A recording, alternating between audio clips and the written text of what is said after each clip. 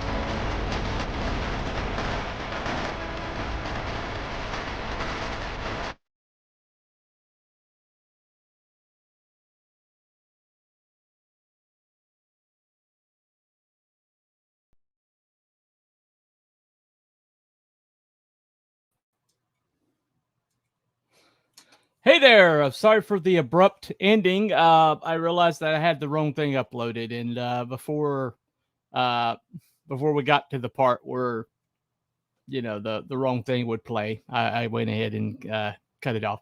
Anyway, so that's on me. I had a lot on my mind tonight. I'm trying to. We'll talk about that shortly, but let me bring on the hillbillies I've got operating with me here. Anyway, well, the first one was fresh from Scotland, and if it's no Scottish, it's crap!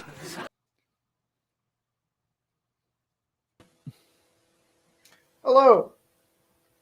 How you doing? hey, welcome to the show. Thank you for having us. How's everyone doing? Doing fine. Let me bring on the next guy. We're gonna go with this. Abby someone. Abby someone. Abby who? Abby normal.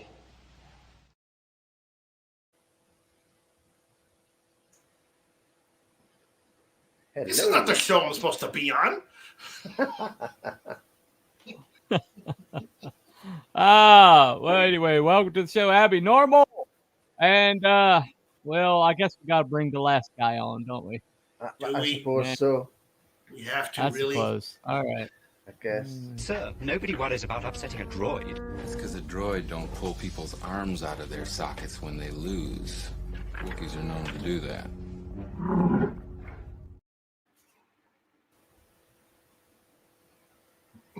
Uh-oh.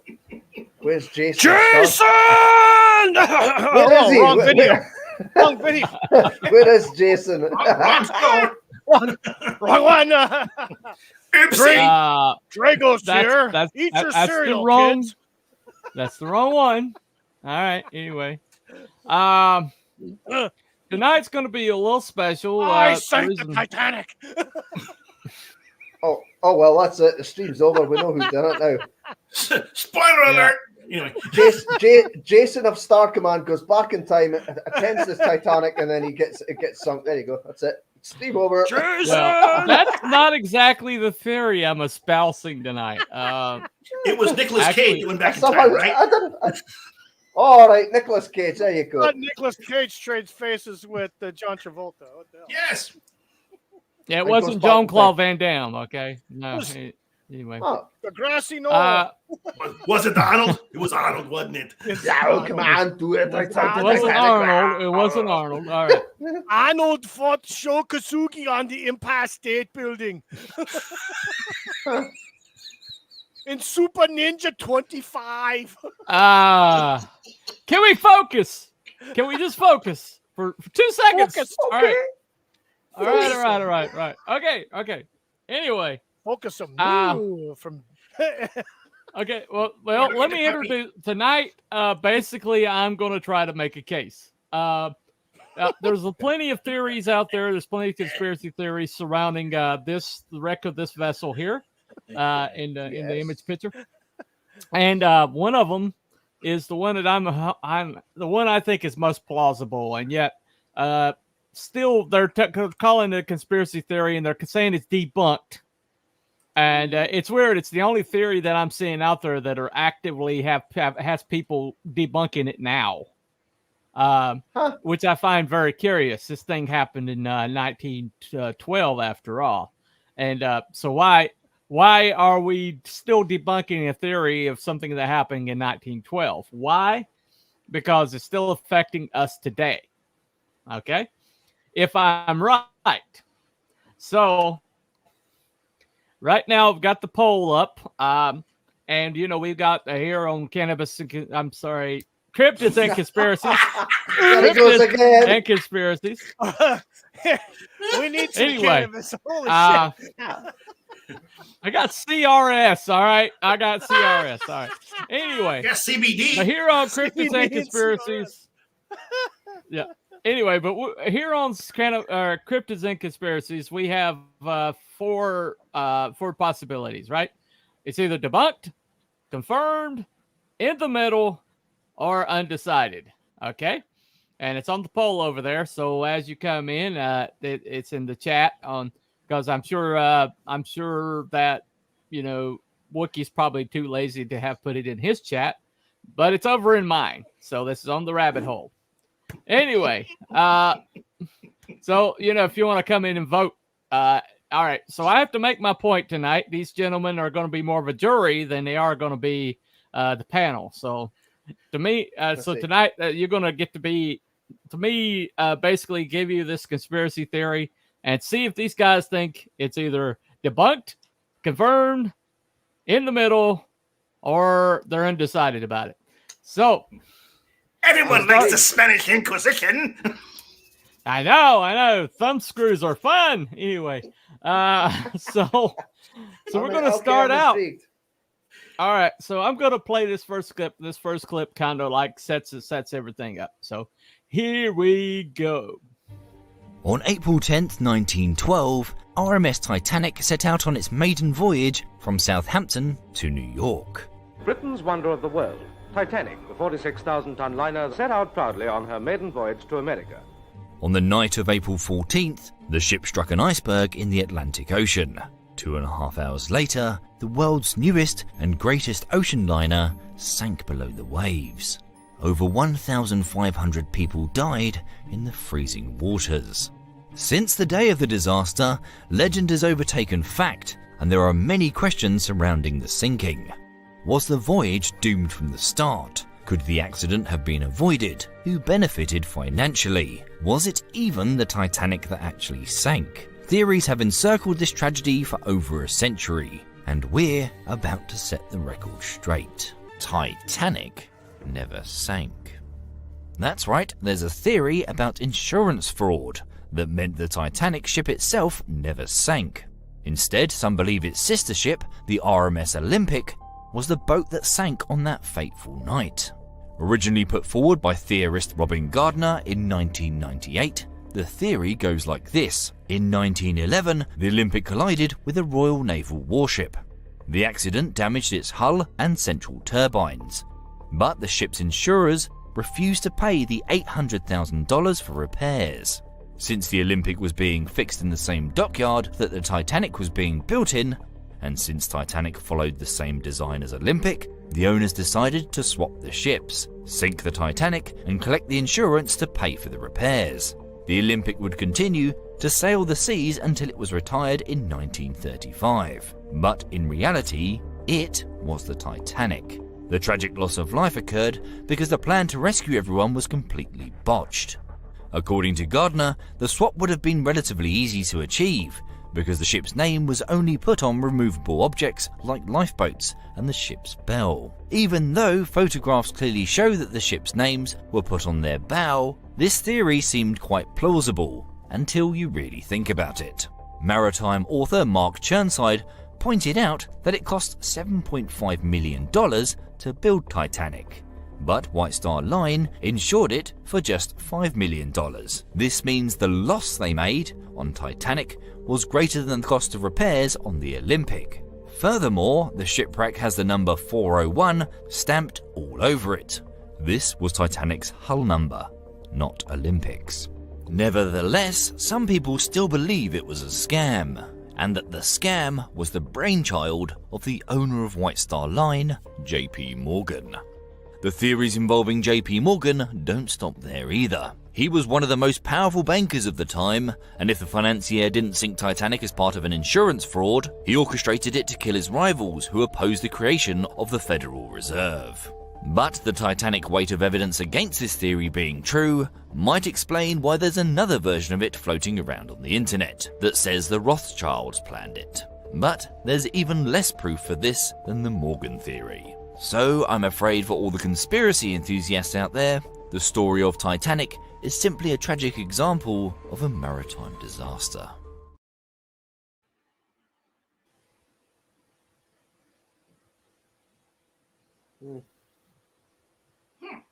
You're muted. Oh. Bunny? There he is. Sorry. All right. So basically, so that last theory is the one that's most intriguing to me. Okay. Would you mind, Skeletor, maybe bringing up some chats and helping me out here? I'm a little, a little busy. Would you mind? Why must I be bothered with you? Till we meet again. Tell me again. Anyway, all right. So Brian, evidently I misspelled what something in the poll, and evidently Abby's brought that up. So thank you, Abby, for pointing that out. Yep. Anyway, okay, welcome, Brian. Good to see you. Good to see you, man. Welcome. Where is this poll you speak of? I want to see a whore dance on it. POLL. Poll. Anyway, so basically, no, it's not. All right. So basically, all right. So if you're going to create a trap for somebody, first of all, you've got to have the trap itself. You got to conceive of the trap itself. Now JP Morgan is not known for being creative. Okay. And so what did he use as a template? Well, in 1898, there's a book that was written. And it was written by a guy who had history around shipping and things like that. And his name was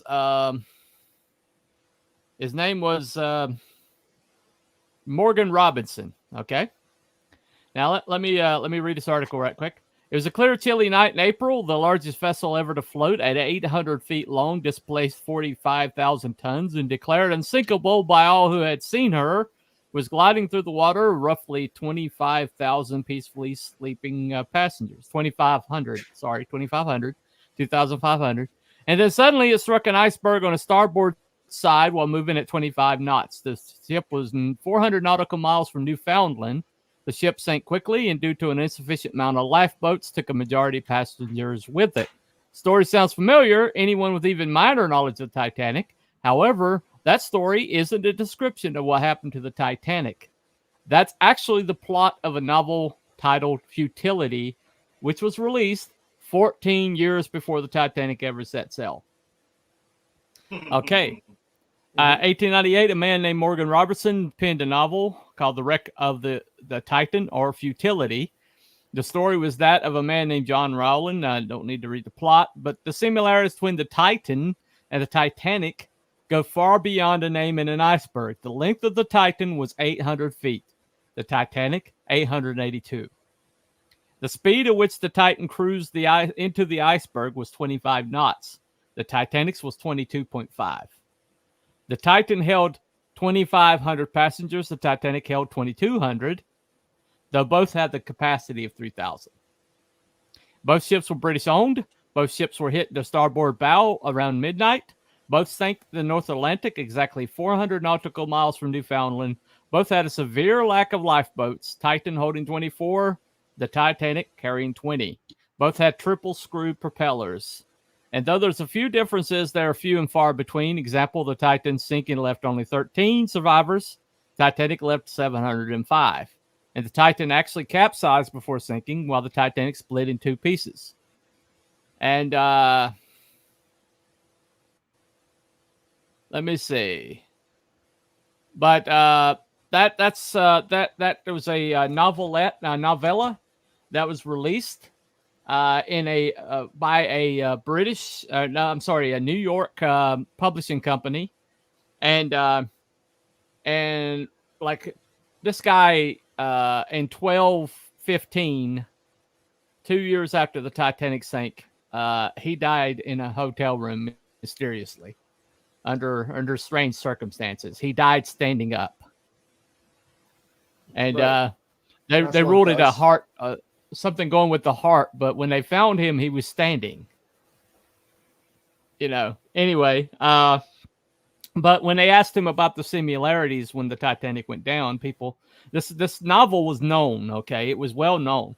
And so when people started putting two to two together when the Titanic went down and there's so many similarities, they asked him about it, and he's just mere coincidence. It's coincidence, right? But we do know that he was extraordinarily broke, because he said multiple times he asked if somebody would buy a copy of his book for him, because the publishing contract he had was so awful that he never really made any money off of it. After he died, the publishing company renamed it the Titan, the wreck of the HMS Titan, and they made a mint off of it. But he never really made a lot of money off of it. But so this is that was published in 1898, and suddenly in about 1907, J.P. Morgan, the wealthiest man in the world, decides to buy it was before 1907. It was like around 1905 or so.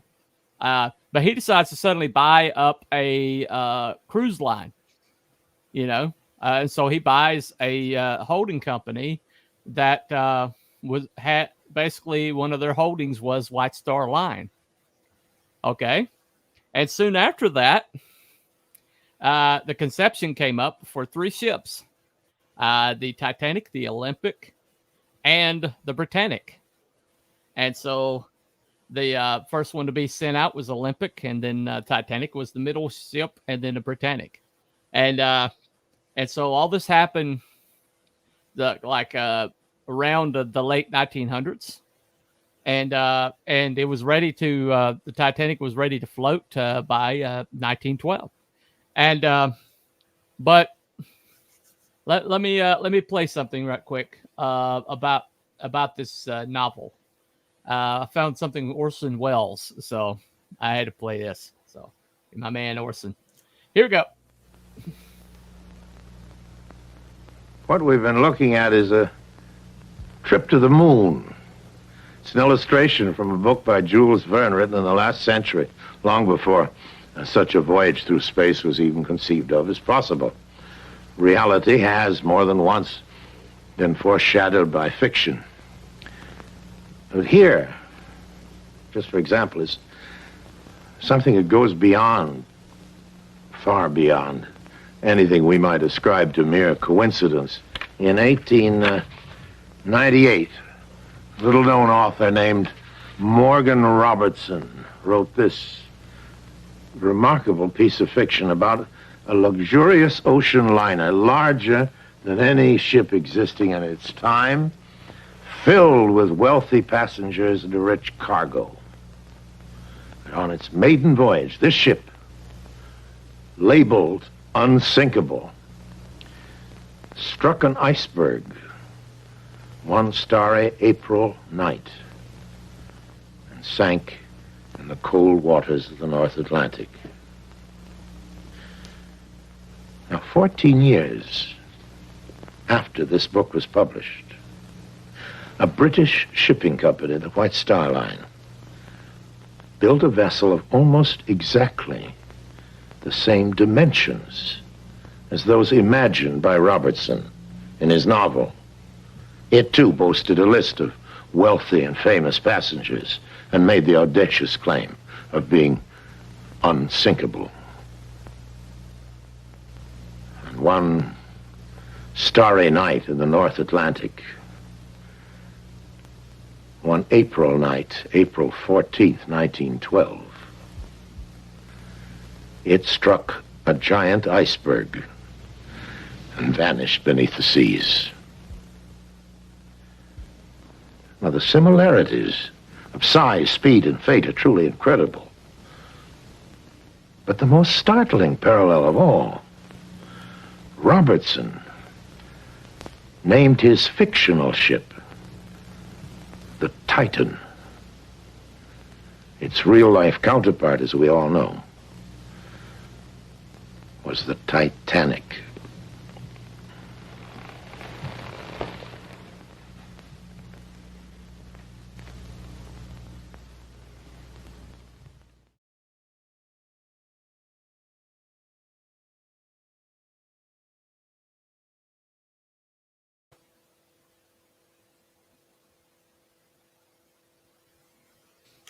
Well, there you go.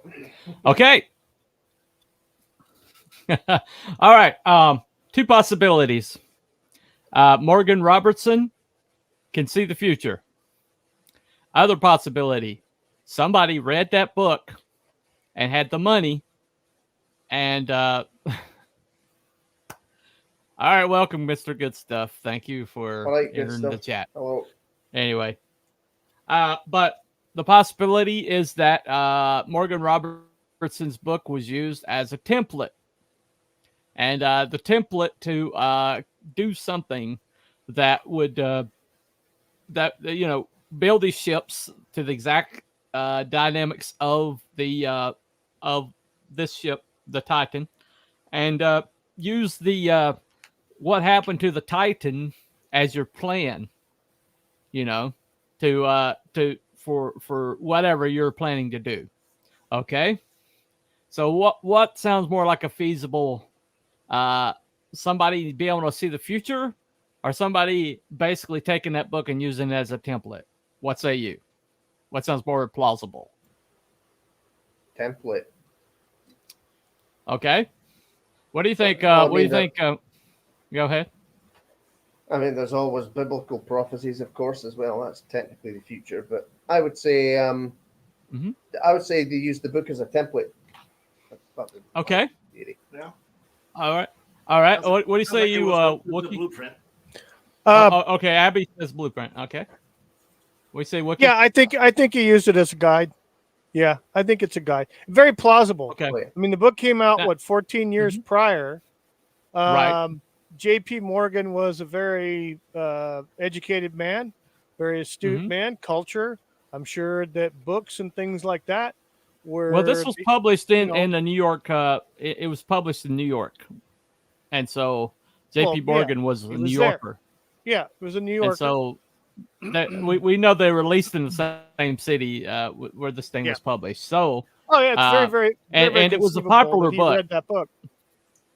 Yeah, very conceivable. Yeah, it's a novella, so it's a shorter book. So it's not like it's a novel length. So it's not a big time commitment. He could have read that book. But all we know is like in the early 1900s, he suddenly decided to diversify into shipping lines, luxury shipping lines. And as a banker, he had the money to make it happen. He's the world's biggest banker at that time. And okay, so now the question. Okay, so the question is, why would you do this? Why would you build this ship? These three ships. Okay, if you're thinking that it's not plausible that somebody would build ships just for this purpose. Okay, the Titanic was approximately $12 million in that era. Okay, J.P. Morgan was worth like about 200 million or more at that time, which would make him a multi-billionaire today. Okay, So what it seems inconceivable that somebody would build that. There also exists the possibility that the Olympic had the wreck, that it got swiped with the numbers on the Titanic, and that was the ship that went down. That's a possibility. And that would also be an insurance angle. But we're going to focus in on why in the world would he build this gigantic honey trap? Okay. Now, the next thing is J.P. Morgan was supposed to be on the ship. Are you aware of that? No. Okay. The maiden voyage, he actually had the nicest cabin on the ship booked. He had it built for himself. So that shows he was aware of the Titanic. Okay. He had it built. It had a private salon. It had private quarters, and it was the nicest cabin on the whole entire ship. And he had a custom built for himself. Then, right before it was supposed to make his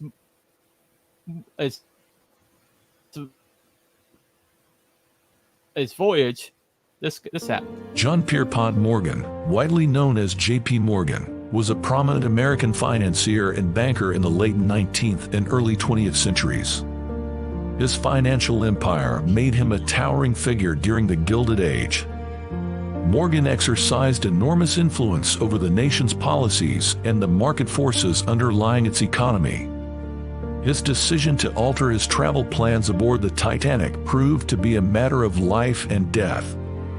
In April 1912, the RMS Titanic, deemed unsinkable and heralded as the epitome of luxury, embarked on its maiden voyage from Southampton, England, to New York City. Among the wealthy passengers eagerly anticipating the voyage was J.P. Morgan, who had a significant role in financing the creation of the White Star Line, the company that built the Titanic.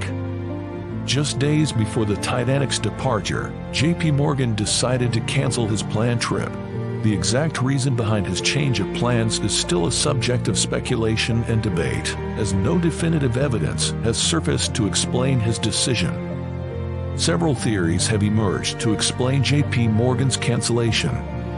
Some speculate that his health conditions played a role and that he canceled the trip to visit a health spa in Aix-les-Bains, France, possibly with his mistress. Another account of Morgan's cancellation involves a decision to go to Paris, France, to arrange for his art collection to be moved out of the country. This was due to concerns over new laws that would prevent Americans exporting art from France. Other theories relative to Morgan's role in monetary policy have also circulated, though they are controversial. These include that the sinking of the Titanic was related to getting rid of opponents to forming a U.S. central bank. Critics have dismissed this theory as unfounded and a conspiracy theory. The Federal Reserve was formed in 1913 after the financial panic of 1907 convinced many legislators of the need for a central banking system. Regardless of the reason behind his cancellation, J.P. Morgan's decision spared him from the tragic fate that awaited the Titanic.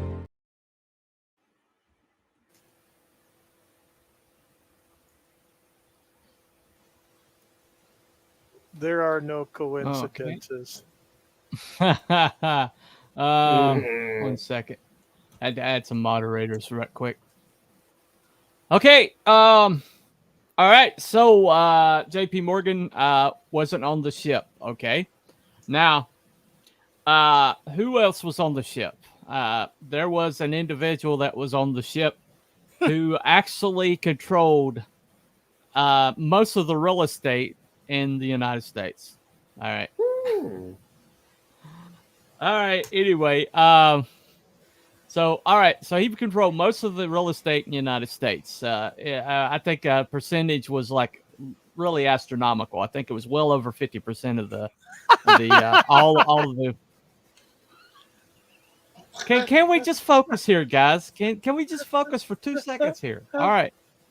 Anyway, so another guy was basically there is no Jack. There is no that movie does not exist. Does not exist in this space. We are not talking about that god awful piece of shit movie. All right. Anyway, so there was a guy who was actually on level with J.P. Morgan, and it was John Jacob Astor IV. Okay, I called him the Colonel, and the Colonel was a man of principle, but he was also happened to be on the ship with his pregnant wife. I think it was his either third. I think it might have been third wife, but they had a real whirlwind romance, and it was kind of like a really like tongues wagged because she was younger than him by quite a bit. But he was on the ship. He's brought there by the lady they call the unsinkable Molly Brown. Okay. Anyway, now he and his wife happened to be on their honeymoon, and they were traveling, and they happened to run into Molly Brown. Now, Molly Brown wasn't originally supposed to be booked on the Titanic, but she got a telegraph that something was wrong with her daughter and that she needed to get back to the United States. And so she supposedly booked the first luxury liner heading that way. And that was supposed to be the Titanic. And evidently John Jacob and his wife decided to accompany her. And that's how he wound up on the Titanic. Here's a little something about them right here.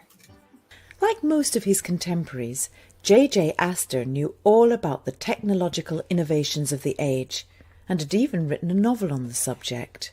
For the ladies on the upper deck, fashion and gossip were the main sport, while the lower decks were enthralled with their own modest luxuries.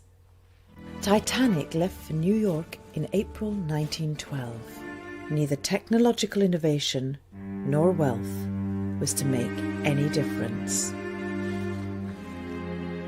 After the impact with the iceberg, Astor, like many others, did not believe the ship was in any serious danger. But soon there was no ignoring the fact that the unsinkable ship was sinking. Astor bade farewell to his 18-year-old bride after helping her into a lifeboat, saying he would see her in the morning. John Jacob Astor, the richest man on board Titanic, died alongside 1,500 others from all classes and all continents, all equal in death. And so the technological triumph of the new century, the epitome of Edwardian engineering, ended in tragedy. As the First World War beckoned, life for the elite and empire would never be the same.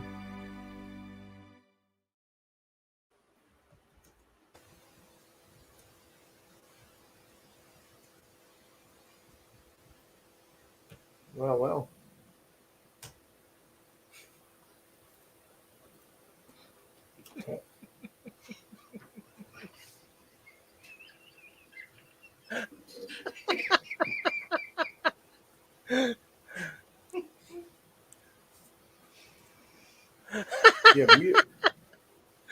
You're muted, Bunny. Don't tell him.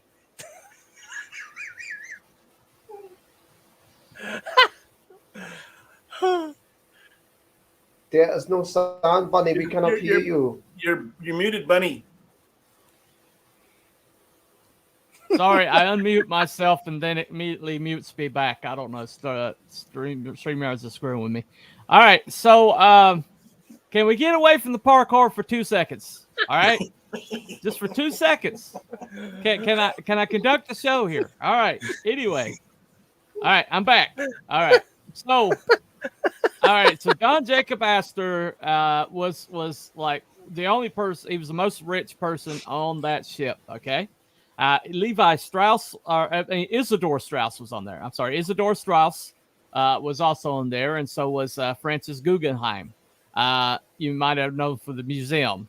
That was his money built that museum. Okay, but we're talking about out of the top 10 most rich people in America at that time. These guys were probably around the top 5, and And so there's 3 of them on the same ship that goes down, the same ship that J.P. Morgan was supposedly be on that he canceled.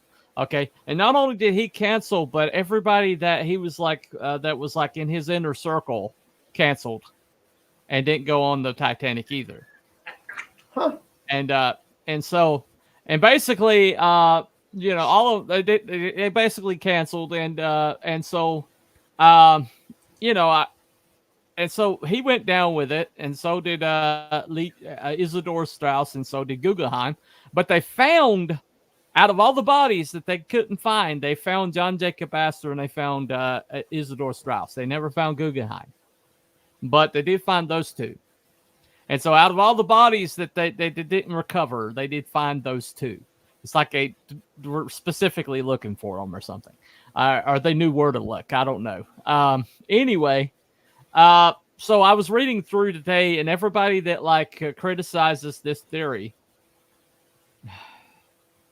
Anyway, but everybody criticizes this theory. They all have the exact same. Problem with the theory, okay? And that is, how in the world do you have a trap where it's you don't close the snare? Like, it's just complete total you know, it's like complete and total like coincidence that these guys got closed in the snare, because you did, you know, how do you like control whether or not they stayed, that they didn't get on the boats? And well, interestingly enough, one of the only men that survived was the guy who was like the president of the White Star Lines. Okay, that bastard. He is one of the only ones that survived, and he did it. Yeah, right. But the captain went down with the ship, but the captain already had a kind of cloud over him from an earlier mistake that he made. I think he was the captain of the Olympic, but he already had a cloud over him. And when this happened, he chose to go down with the ship. But a lot of the people who like lasted after the war, I mean that were like crew on the ship that actually got rescued. They all had like a very similar accounts, and that was that John Jacob Astor asked to get on one of the boats. They turned down a boat earlier because they didn't think it was that severe or that they were in that much danger.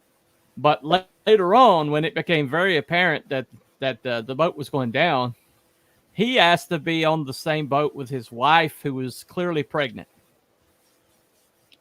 And they told him he couldn't go on the boat. He had a pregnant 18-year-old wife, obviously clearly pregnant, and they wouldn't let him go on the boat. And yet, the president of the White Star Alliance was allowed to go on the boat. He was heavily criticized because people thought he should have gone down with the boat too, but he didn't. But there was like, I think 57 men that got saved, and if they ran out of women and children, they would basically take a man, you know. But they were just loading these boats up and trying to get them out as soon as possible. In fact, they took them too far. I mean, they panicked, and basically they were shoving boats out that weren't full capacity. And well, he didn't get to go on a boat. Isidore and his wife, since he was told he wouldn't be able to go on a boat, she stayed with him, and so they died together. And it's not known if Guggenheim was denied to go on a boat, but I am willing to bet that he was. And so these three are the richest men on the planet. You know, three of the richest men on the planet.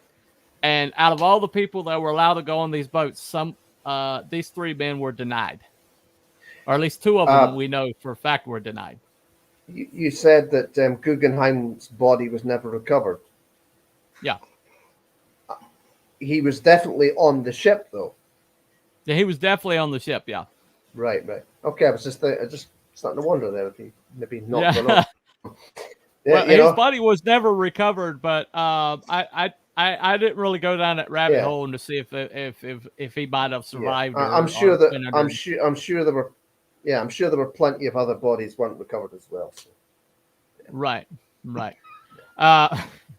Anyway, thank you, Mrs. Good Stuff. Thank you for joining. Anyway, and so basically that's the theory. Okay. So why is this significant? Okay. Something else was happening around this time in 1907. There was a depression that hit, or the dollar almost collapsed, and the reason why it almost collapsed. Thank you, Mrs. Good Stuff. But the reason the dollar almost collapsed was because a whole bunch of billionaires who happened to be friends with J.P. Morgan pulled their money out of the market. And it caused the run on the banks. It caused the stock market to drop. And it terrified, there's a lot of changes that supposedly needed to be made. Okay. And so around this time, something was proposed, okay, and it was proposed to be a Federal Reserve. I've totally never heard of that. Anybody hear of a Federal Reserve? Anyone? Oh, never. No? Okay, now, this next video will kind of like bring it all home. Okay, this next video will bring it all home. All right. Here we go. With currencies around the world all backed by gold and silver, global trade benefited from what is called the classical gold standard. This international gold standard provided an automatic market mechanism for checking the inflationary potential of government. If a country, like Mexico, inflated their paper pesos, the inevitable result would be gold leaving the country when foreign banks redeemed their Mexican paper money for the proper amount of gold and silver. While the ability to redeem gold internationally imposed a level of discipline on national governments, interventions in domestic economies still managed to create the booms and busts we see in business cycles. Often, through some sort of government privilege, banks would be legally protected to print money not backed by gold, which would spur investment into projects that otherwise would not be profitable, resulting in a bust. After a particularly bad financial crisis in 1907, the result of bad banking policies first imposed during the Civil War, major Wall Street banks decided to promote the creation of a new central bank that could be depended on to bail them out during a financial crisis. The Wall Street bankers and their allied politicians understood that it would be difficult to get the American public to create such a powerful and dangerous government tool. In planning the creation of this new bank, they met in secret locations, like Jekyll Island, Georgia, using fake names. They plotted a national propaganda campaign to sell the public and elected officials on the plan by any means necessary. In 1912, Woodrow Wilson was elected president in a three-way race with less than 42% of the vote. A year later, he would sign into law the creation of the Federal Reserve. Shortly after, the costs of World War I would force governments around the world to begin massively inflating their currencies, which would result as the end of the gold standard. So, if the classical gold standard worked so well, why did it break down? It broke down because governments were entrusted with the task of keeping their monetary promises, of seeing to it that pounds, dollars, francs, etc. were always redeemable in gold, as they and their controlled banking system had pledged. Governments were incentivized to allow banks to print far more paper money than gold on hand than they could in a free market. It was not gold that failed. It was the folly of trusting the government to keep its promises.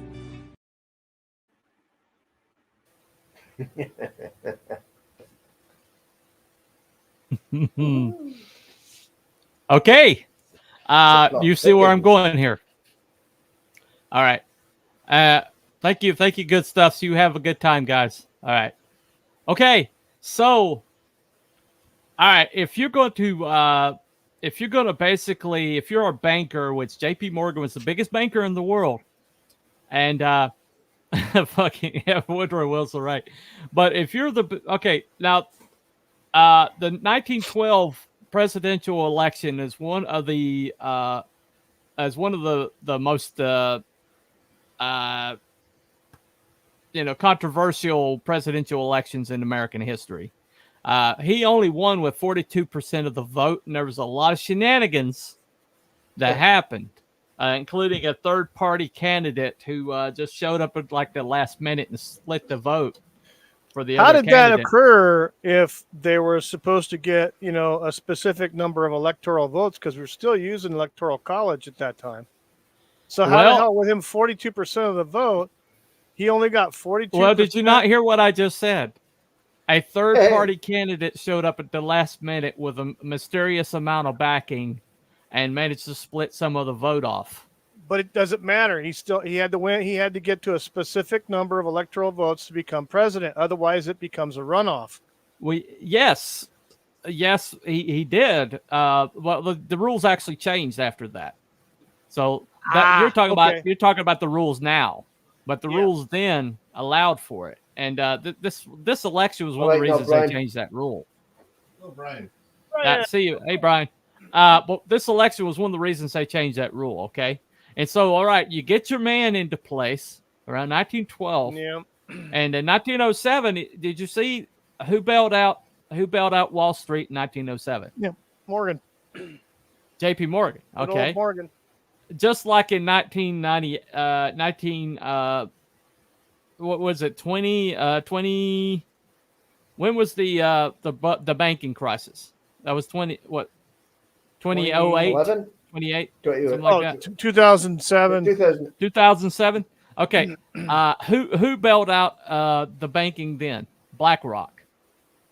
No. And so who's in control of everything now? BlackRock, right? Yeah. Well, the same thing happened back then. Yeah. I didn't know BlackRock bailed out the American government. That's why they got so much power back then. Okay. But J.P. Morgan did the same thing, but he actually artificially caused this thing, and then he offered the solution. But then he suddenly started pushing for a central bank. Now, unbacked currency only benefits the people who print it. And so that means that anybody at that time who had a lot of money, John Jacob Astor IV had control. Like I said, about over 50% of the rental, real estate in a whole entire nation. And so this guy, he had enough money to be a power, and but he was like going through a midlife crisis. He was distracted by this 18-year-old mistress, and he kind of went off the reservation for a little while, but eventually he was going to pay attention again. And if they tried to bring this in, they called him the Colonel because he had military experience. He actually served, and this was somebody he was very formidable, and while he was distracted by this lady, this young girl, they couldn't depend upon him to be distracted forever. And Strauss was okay. He said he was okay with the Federal Reserve by some. It's never been written down, but people said that he was okay with it. But he was. But what was he proposed? What was being proposed at the time wasn't that scary. It changed drastically. After these meetings with Jekyll Island and other places, it changed drastically what they were proposing. So Strauss was okay with it at that time. And Guggenheim, we don't know because Guggenheim never really commented on it. But Guggenheim was he controlled a lot of the aristocracy in the old money. He was really from old money. And so he was like somebody that they were going to have to deal with. And well, suddenly, what happens is J.P. Morgan buys White Star Lines, commissions 3 ships roughly in the same dimensions, everything that was in that book. And then the ships, they go out with, Titanic goes out roughly the same direction and winds up sinking after hitting the same thing in roughly the same place at the same time at night. And all of this and oh, by the way, when the Titanic went down, it broke in half. Now, any structural engineer will tell you that that the place that any ship is weakest is in midships. Okay. Right. But at the same time, this is a brand new freaking ship. What happened with the Titanic was really strange. The only way that there was a boiler fire that was also reputed to have happened that would have caused some structural damage there. But a lot of people I trust think it was a torpedo or a mine. Because there was as early as the Confederate War, there's a monitor called the Albemarle that was sunk when they attached a mine to the hull, and blew a big hole in the, and that happened. It's like one of the things that happened in the Civil War. The Albemarle was like a scary ironclad, and they couldn't beat it any other way. So a guy went in, and they attached basically a bomb to the hull, and blew a hole in it, and it sunk. And that was Confederacy. That was during the Civil War, and so the technology was there. The technology was available, and so a lot of people think, and I'm inclined to believe, that what happened to the Titanic was not an iceberg, but a torpedo. What's called a torpedo, not which was basically a mine. Okay, right. Okay. Attached to the hull. And so I was waiting to say we didn't have U-boats back then, so no, I'm not torpedo. What I'm talking about, torpedo. They called them torpedoes, but they were basically mines. Right. Okay.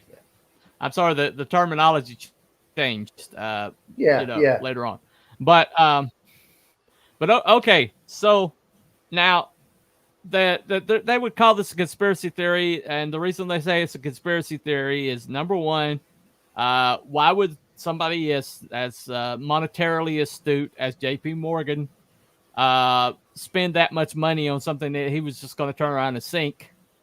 But with the Federal Reserve coming in, we're not talking, him being rich anymore. We're talking about him being able to print money. Okay, what's the difference between having something in your wallet? Hey, Kate. Hey, hadn't seen you in a while. Hey, hello, welcome, lady. But what's the difference between okay, say if I bring my wallet out, right here.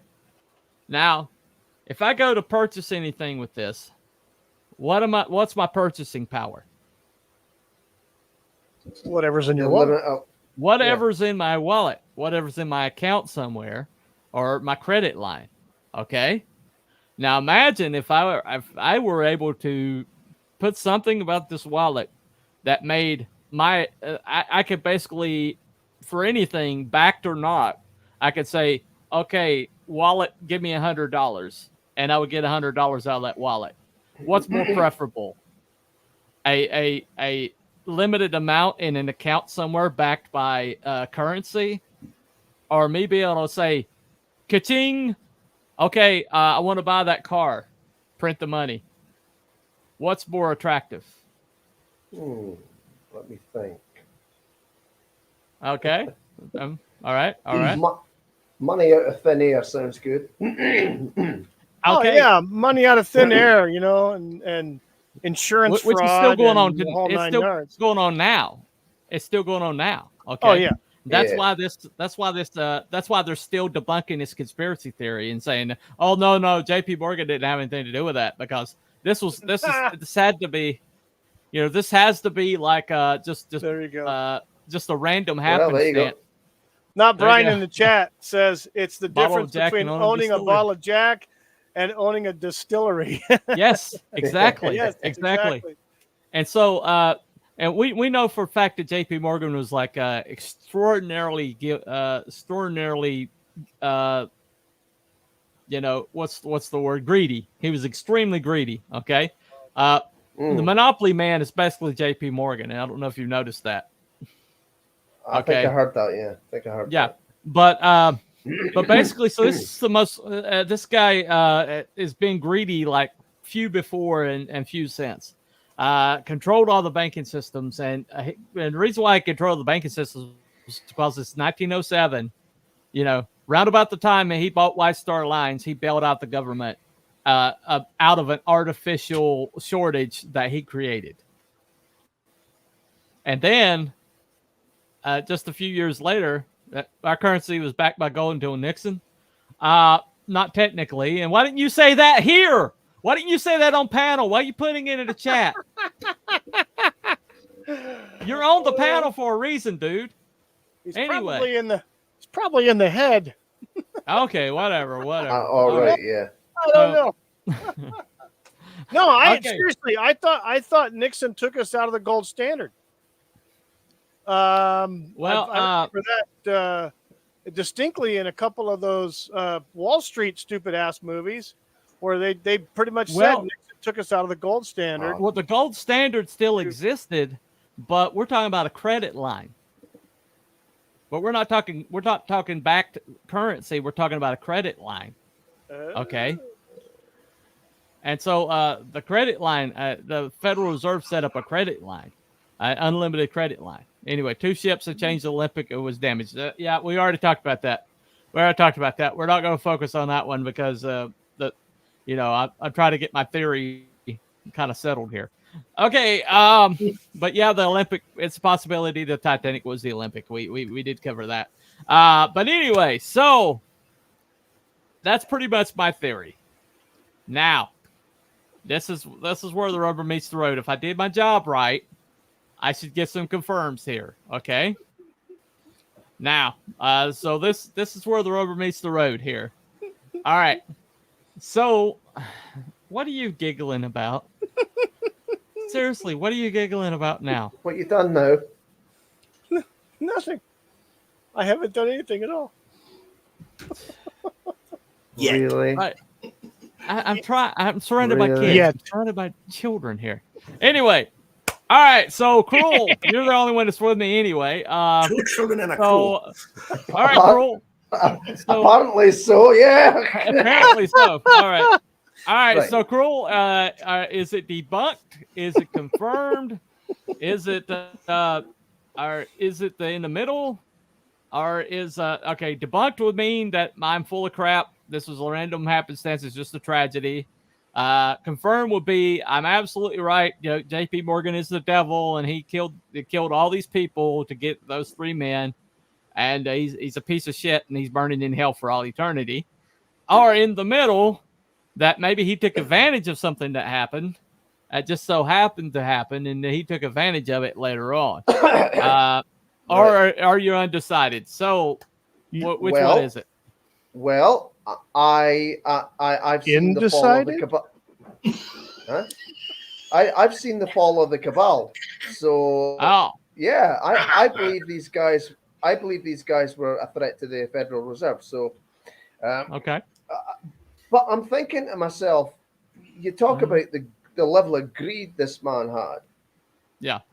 So I'm thinking some of these other theories about changing the bloody ships might be true as well. I mean, why not, as an added bonus, get the insurance and so on and so forth? Right. Because he's going to do this anyway. There was a documentary. There was a documentary a few years back, and I remember seeing bits and pieces of it. But one of the things that they were talking about, it was kind of one of those things where, okay, where did the Titanic crack in half at? And all these other specific physical attributes of the Titanic. Right. Well, when they started talking about that, there was discussion of that the Titanic might not have been the Titanic because of pictures taken under construction. The Titanic under construction had a different serial number. Yeah. Well, not that. It's there was a specific set of windows that were done in a way specifically for the Olympic versus the Titanic. Okay. Since the Olympic was the first one built. Was the first one to be launched. Well, we're not following that theory. So. We're not really following that theory tonight. You know, we're basically we're pretty much square on JP Morgan. Did JP was it a hey, what's up, Wrangler? But was the Titanic a honey trap? That's pretty much what we're trying to focus on here. Cruel thinks it's confirmed. He thinks it was a honey trap. Yep. Right, Cruel. So he's on confirmed. Yep. What about you, Wookie? Are you confirmed? Oh yeah. Yes. Did I convince you? Okay. Yeah. Well, you convinced me like months ago. So. But, okay. Yeah, all right. But I solidified it. Right. All right. Okay. Abby, what are you on, man? Well, his fourth bottle of scotch. Probably. So to quote, Uncle George, he seems fairly intelligent. He's full of shit. Anyway. Okay, what do you think, man? Well, I'm undecided. All right. Okay, so Abby's an undecided, which that's the reason. That's the very reason. JP and Rockefellers were behind it. Okay, so you are confirmed. Make sure you vote. So you're confirmed. Good deal. We'll check the results of the poll here shortly. We'll give it another minute or two. The poll is over here on the Bunny channel. It's over here in the chat because Wookie's too lazy to put one in his chat. So, all right. So come over to Bunny channel and make sure you vote. I'm busy. Anyway. All right. So okay. So at least up here we've got 3. I don't really count because I'm like making the case, but at least there's 3 confirms and 1 undecided over here. So it's looking good for a confirmed. I know I said if it was honey trap, once heard it was planned to sink as a form of sacrificial offering. Theories can get wild. All right. No problem. So vote undecided. Yeah, Kate. Kate's from she's a cannabis and conspiracy girl. We had a lot of fun over there. Cool. But so welcome to the new show, Kate. We do this every Friday night. On Saturday night at 7:00. Saturday night. Saturday night at 7:00. All right. I said Saturday night. All right. Anyway, we certainly try. We certainly try. Yes. At least I try. I try. You try. I don't know if anybody else is trying. I try. I had tried to find my ducky and some damn parkour took it. Oh. All right. So let me check the poll over here. So what's the results of the poll? Everybody says in the middle at the poll. So what? Well, we got to nope. We're moving. Undecided. We got undecided. Undecided wins. That's on me. I misspelled that. That's on me. I misspelled that. So undecided. Undecided. So we got 2 undecideds and 3 confirmed. So I didn't quite make my case, evidently. That's all right. I always count the poll as 2. And so it's pretty much a tie at this point. If anybody else wants to break the tie. Undecided. All right. Okay. So, all right. Looks like undecided has it in poll. So evidently, I didn't quite accomplish what I didn't quite accomplish it. All right. So I guess I got to play this. Let me bring it up. Okay, so looks like I didn't quite get there tonight. So here we go.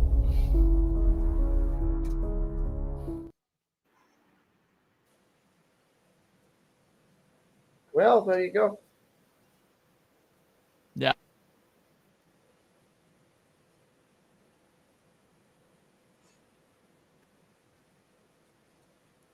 Okay, so all right, so on Cryptids and Conspiracies, we try to come to some conclusion, and tonight looks like I didn't quite make my case. Looks like a lot of people are undecided, with UNDECIDED. All right, I do know how to spell it. I guess in a hurry. All right, so evidently undecided is what we decided, what wound up tonight. Are you sure you don't want to switch, Abby? You sure you don't want to switch? I'm sure. Okay, so undecided has it. I didn't really count myself because I, yeah. Yeah, a bit biased there, yeah. Anyway. It was pretty much an uphill battle all night. Thank you for helping me out, Cruel. I appreciate it. Ice skating uphill. Good job. Yeah, I was definitely ice skating uphill. Keep moving the ground on me. Definitely ice skating uphill tonight, especially with the good stuffs over there. Totally not a reference at all. All right. Maybe he's out decided.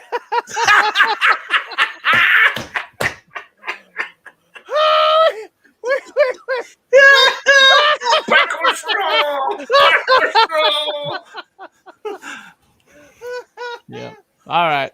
Now, see, if you would have had a category for park horse, I think that would have won. I think 100%. Game over, man. I got a point this time. I got a point this time.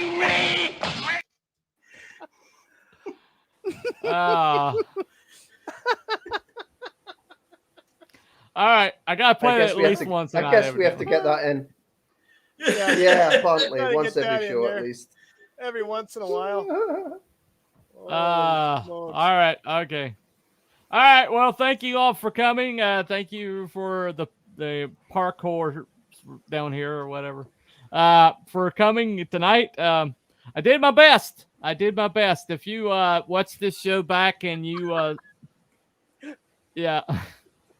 I thought you guys were on a date or something. No, I scrolled back up. Oh, okay. Well, I appreciate it. Because I love Thank you, Wookie. Oh, thank you, Wookie. Nice to have the support. Nice to have the support. Nice to have the support. Anyway,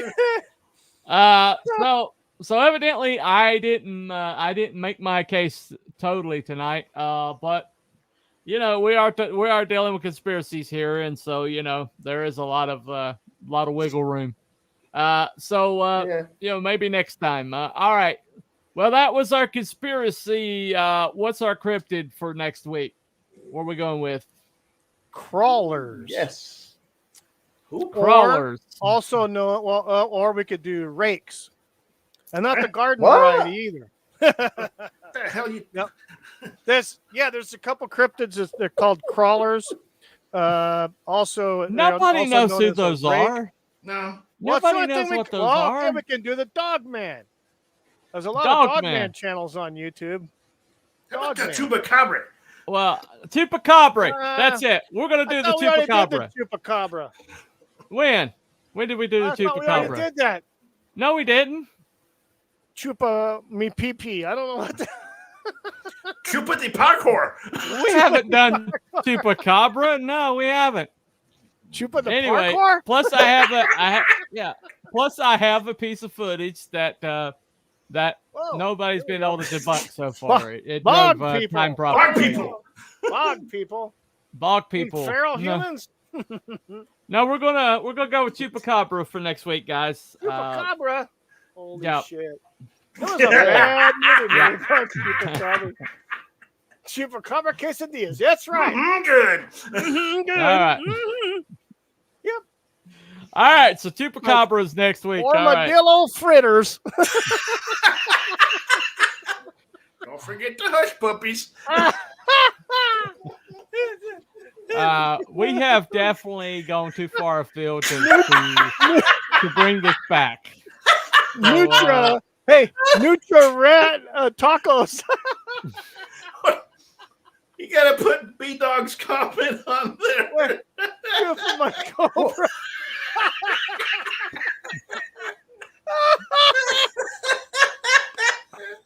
All right.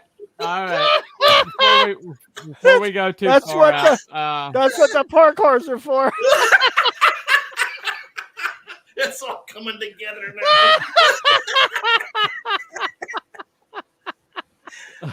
And this is where the stream lies. Okay. All right. We're just gonna. All right, we're just gonna put a caboose on this and call it a night. All right.